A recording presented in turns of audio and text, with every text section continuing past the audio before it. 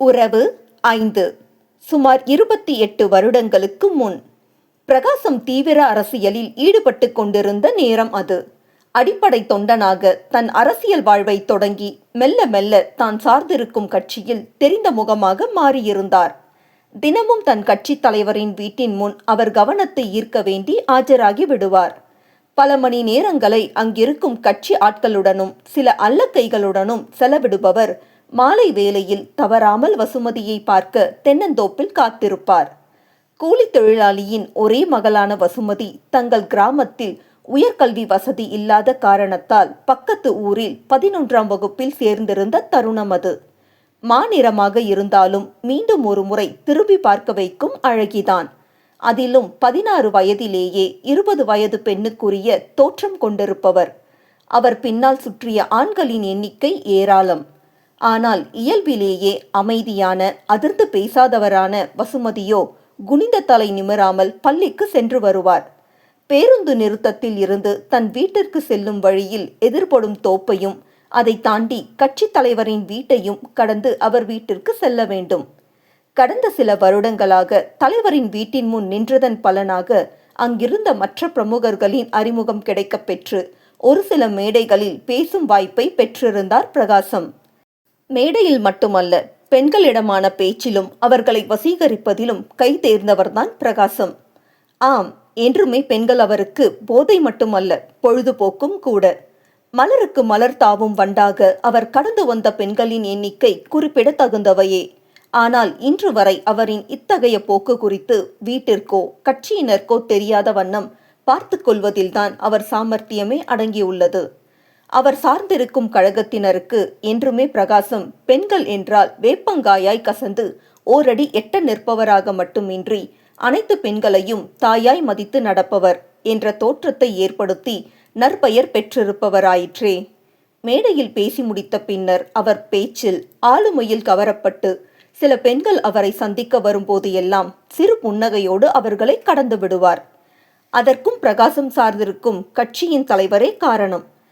அவருக்கு என்றுமே தன் கட்சியினர் பெண்களை மதித்து நடப்பவர்களாகவும் ஒழுக்க சீலர்களாகவும் பொய், புரட்டு, பணத்தாசை மற்றும் எவ்வித தகுடுதத்தம் வேலைகளை செய்யாதவர்களாகவும் இருப்பது மிக முக்கியம். தான் கொள்கையுடன் இருப்பது மட்டுமின்றி நாளை மக்களுக்கு சேவை செய்ய இருப்பவர்களிடமும் அதையே எதிர்பார்க்கும் மனிதர் அதை மீறுபவர்களை கட்சியிலிருந்து நீக்கவும் தவறியதில்லை. ஆனால் பிரகாசத்திடம் அவர் எதிர்பார்க்கும் எந்த பண்பும் இல்லை என்றாலும் அது எதையும் அவருக்கு தெரியாத வகையில் தன் பேச்சு திறமையாலும் நடிப்பாற்றலாலும் சமாளிப்பதில் வல்லவர். இவர் பழகும் பெண்களுக்கு அதிகபட்சம் இவர் முகம் மட்டுமே முகவரி. மற்றபடி அவர் பெயரிலிருந்து ஊர், உறவு என்று பெரிதாக எதுவும் தெரியாது. தெரியாத வகையில் பெண்களை கையாள்வதில் பிரகாசத்திற்கு நிகர் பிரகாசமே. அதிலும் இவர் குறிவைப்பது அழகும் ஏழ்மையும் ஒருங்கே அமைந்த பெண்கள் என்பதால் பின்னாளில் பிரச்சனை என்று பெரிதாக அவருக்கு எதுவுமே இருக்காது. அப்படியே ஏதேனும் சிக்கல் என்றாலும் வறியவனின் சொல் அம்பலம் ஏறாது என்பதில் அத்தனை திண்ணம் அவருக்கு. பல நாட்களாக பள்ளியிலிருந்து வீடு திரும்பும் வசுமதி இவர் கவனத்தை ஈர்த்திருந்தார்.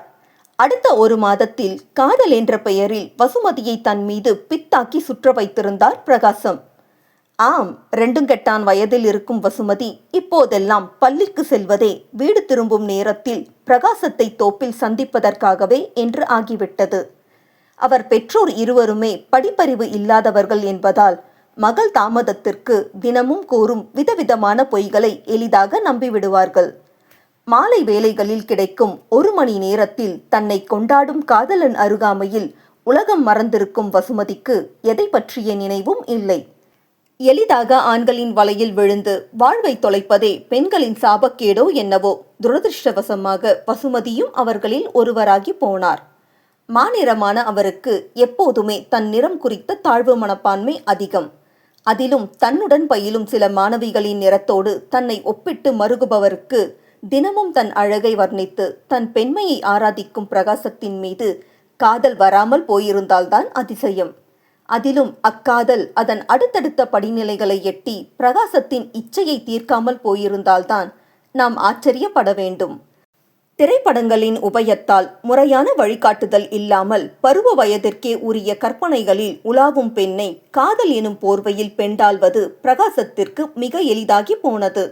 ஆண் பெண் உறவு குறித்த எவ்வித புரிதலும் இல்லாத அக்காலத்து பெண்ணான வசுமதிக்கு பிரகாசத்தின் வார்த்தைகளை தெய்வ வாக்கு என்ற நிலையில் அவரின் அத்துமீறல் குறித்த அச்சம் இருந்தாலும் அவரை தடுக்க எந்த நிலையிலும் அவர் முற்படவில்லை.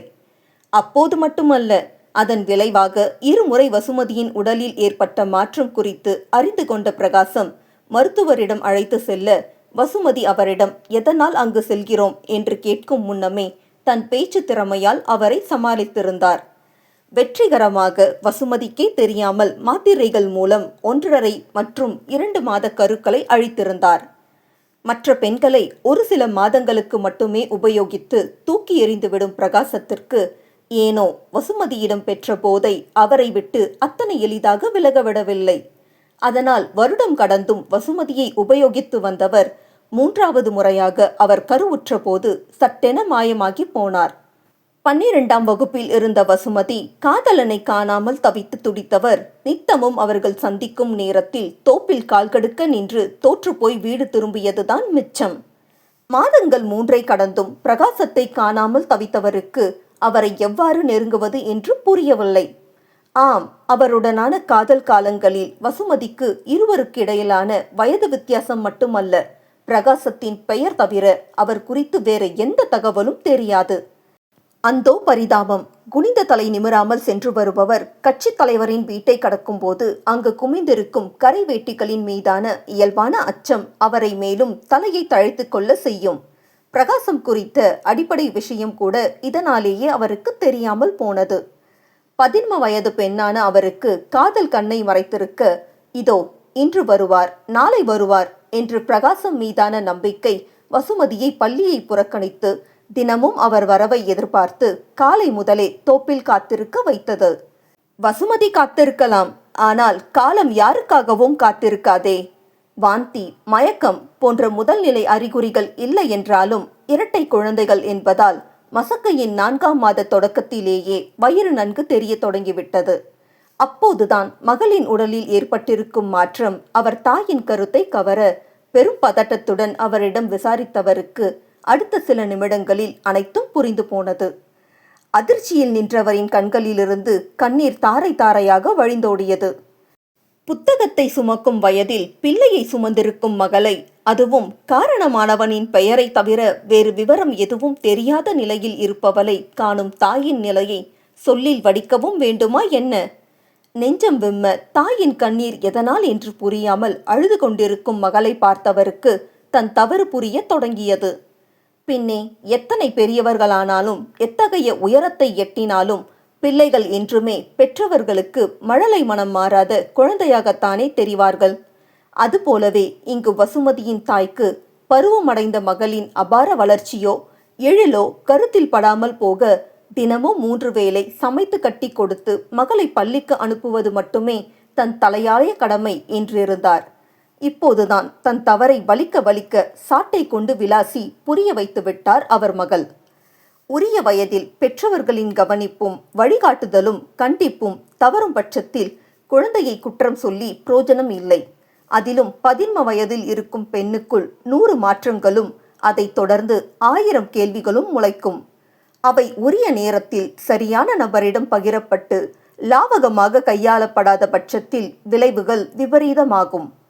துளிர்க்கும் முன்னமே சருகாகி போன மகளின் வாழ்வை எவ்வாறு மீட்டெடுக்கப் போகிறோம் என்ற கேள்வியே அவர் உயிரை உருக்க பல மணி நேரம் செய்வதறியாமல் வழி தெரியாத கானகத்தில் சிக்கிக் கொண்டவராக தவித்து போனார். இறுதியில் கண்ணீரை துடைத்து கொண்டு வருவது வரட்டும், தன்னை கொன்று போட்டாலும் பரவாயில்லை, தன் மகளின் வாழ்வு முக்கியம் என்று துணிந்து முடிவெடுத்தவர் கணவரிடம் தெரிவித்தார். உச்சகட்ட அதிர்ச்சியில் திகைத்து நின்ற வசுமதியின் தந்தை அடுத்த சில நிமிடங்களில் எடுத்த அவதாரத்தில் தாய் மகள் இருவருமே அரை உயிராய் கிடந்தனர்.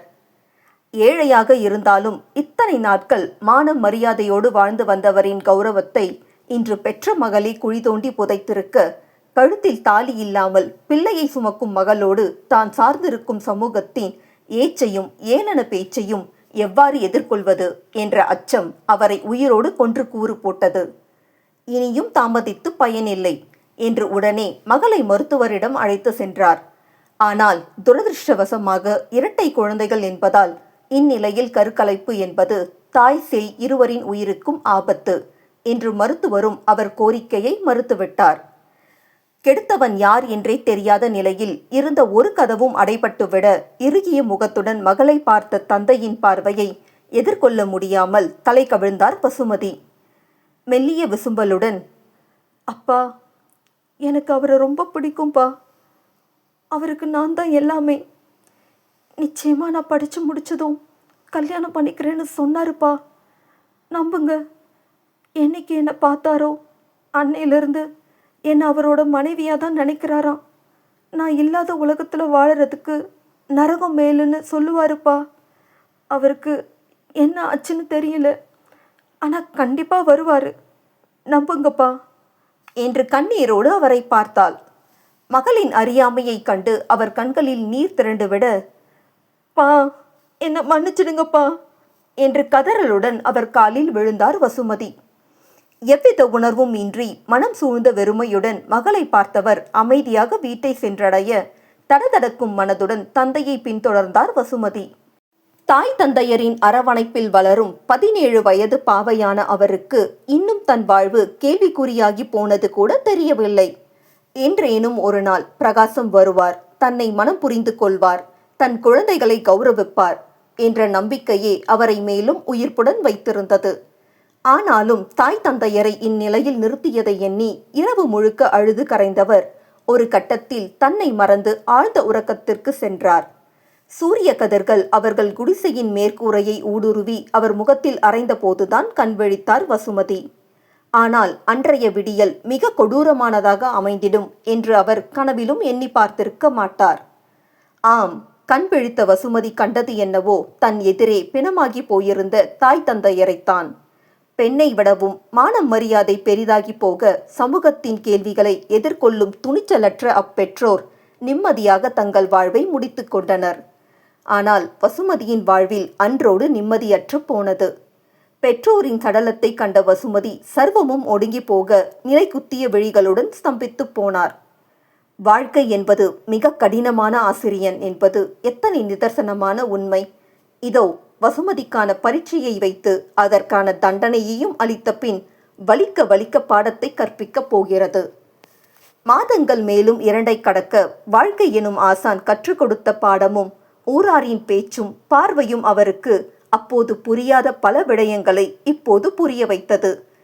தான் ஏமாற்றப்பட்டிருக்கிறோம் என்று உணர்ந்தவருக்கு தன்னை குறித்த பேச்சை தன் அறியாமைக்கான பரிசு என்று கடக்க முடிந்தாலும் முகமறியா பூமியை தொட்டிராத சிசுக்களை இழிவாக பேசுவதை தாள முடியாமல் உள்ளுக்குள் நொறுங்கி போனார். இனியும் பொறுப்பது முட்டாள்தனம் என்பதால் தன் குழந்தைகளுக்கு நியாயம் செய்ய வேண்டி அவரே பிரகாசத்தை தேடி புறப்பட்டார். பெயரை தவிர வேறு எதுவும் தெரியாதவருக்கு ஆரணியில் இருக்கும் பல ஊர்களில் அவரை தேடி பிடிப்பதென்பது மிக சவாலாகவே இருந்தது.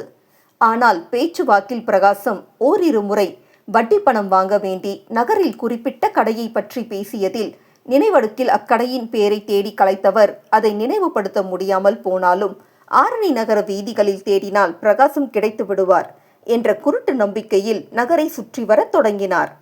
நாட்கள் மாதங்களை எட்டினாலும் பிரகாசத்தை தேடுவதை நிறுத்தினார் இல்லை. 2 குழந்தைகளை சுமந்திருக்கும் நிலையில் பேருந்து பயணமும் அதை தொடர்ந்த தேடுதலும் அவரை மேலும் பலவீனமாக்கியது. ஆனாலும் சோர்ந்து போகாமல் முயற்சியை கைவிடாமல் ஒவ்வொரு தினமும் தன் பயணத்தை மேற்கொண்ட வசுமதியின் அயராத முயற்சியின் பலனாக மேலும் 2 மாதங்கள் கடந்த நிலையில் பிரகாசத்தை கண்டுபிடித்திருந்தார். ஆம், அரசியலின் முதல் படியை அவர் எட்டிய தருணம் அது. கட்சி சார்பாக நின்று தங்கள் வார்டில் பெரும் வாக்கு வித்தியாசத்தில் கவுன்சிலராக தேர்ந்தெடுக்கப்பட்ட பிரகாசம் நன்றி தெரிவித்து நகரம் முழுக்க தலைவருக்கு அவர் அடித்து ஒட்டியிருந்த போஸ்டர் தான் அவரை அடையாளம் காட்டி கொடுத்தது. போஸ்டரில் பிரகாசத்தின் முகத்தை கண்டதுமே சில நொடிகளுக்கு அசைவற்று போனார் வசுமதி. பிரகாசத்தை தேடி திரிந்தவருக்கு இப்போது அவர் நிழலை கண்ட நிலையில் வாய்விட்டு கதறியழ தோன்றியது. ஆனால் இருக்கும் இடம் நடுவீதி என்பதால் போவோர் வருவோரின் பார்வைக்கு விருந்தாவதில் அவருக்கு உடன்பாடு இல்லை. அதனால் பொங்கிய அழுகையை 2 கரங்களால் அடக்கினார்.